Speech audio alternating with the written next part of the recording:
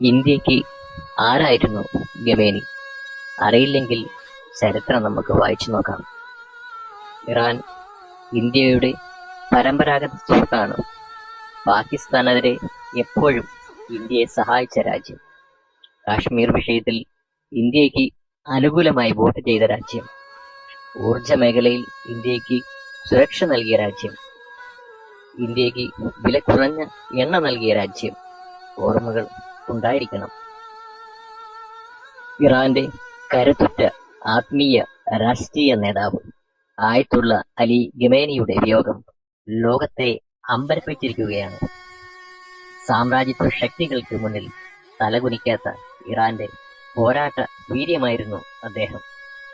അചഞ്ചലമായ നേതൃത്വമായി 1989 മുതൽ ഇറാന്റെ പരമോന്നത നേതാവായിരുന്ന അദ്ദേഹം പശ്ചിമേഷ്യയിലെ കരുത്തുറ്റ ശക്തിയായി തന്റെ രാജ്യത്തെ നിലനിർത്തി.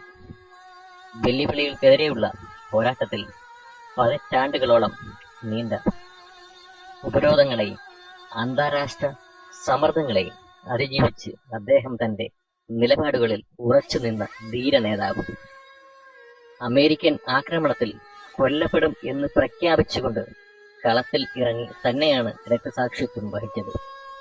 അദ്ദേഹത്തിന്റെ മരണാനന്തര ചടങ്ങിൽ ഏതു നിമിഷവും വന്നു വീഴുന്ന മിസൈലുകൾക്ക് മുമ്പിലും ലക്ഷക്കണക്കിന് പേരാണ് പങ്കെടുത്തത്.